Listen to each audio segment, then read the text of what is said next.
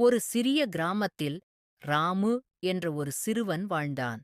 ராமு மிகவும் புத்திசாலி. ஆனால் அவனுக்கு ஒரு பழக்கம் இருந்தது.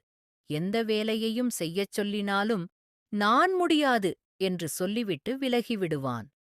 ஒருநாள் பள்ளி ஆசிரியர் எல்லா மாணவர்களுக்கும் ஒரு ஓட்டப் போட்டியை ஏற்பாடு செய்தார். ராமுவும் அதில் கலந்து கொண்டான்.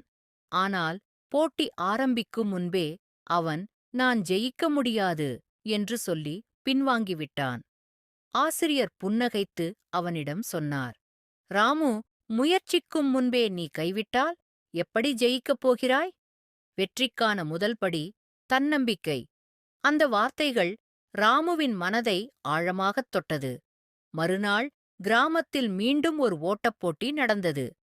இந்த முறை ராமு தனது முழு முயற்சியையும் காட்டினான். அவன் ஜெயிக்கவில்லை என்றாலும் கடைசி வரை ஓடியான். அனைவரும் அவனை பாராட்டினர். அந்த நாளிலிருந்து ராமு எந்த புதிய விஷயத்தையும் முயற்சி செய்யத் தயங்கவில்லை. சில காலத்தில் அவன் தனது கிராமத்திலேயே அல்லாமல் அருகிலுள்ள நகரத்திலும் பிரபலமானான்.